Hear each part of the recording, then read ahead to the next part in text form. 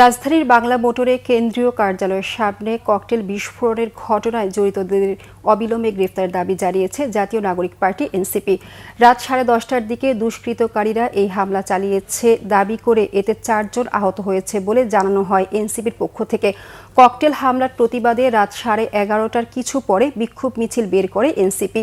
বিক্ষোভ মিছিলটি বাংলা মোটর থেকে শুরু হয়ে শাহবাগে গিয়ে শেষ হয়।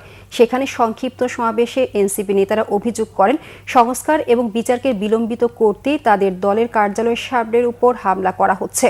হামলা করে তাদেরকে পিছু হটানো যাবে না, বাংলাদেশে আর ফ্যাসিবাদের পুনর্বাসন করা যাবে না বলেও দাবি করা হয় সমাবেশ থেকে।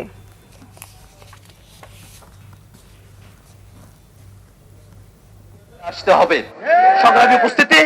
জাতীয় নাগরিক পার্টি এনসিপি যে কর্মযজ্ঞ শুরু করেছে সারা দেশব্যাপী, আমরা আশা করি যত হামলাই আমাদের উপরে আসুক না কেন তত দ্বিগুণ ভাবে জাতীয় নাগরিক পার্টি এনসিপি সারা দেশে তাদের কার্যক্রম পরিচালনা করবে।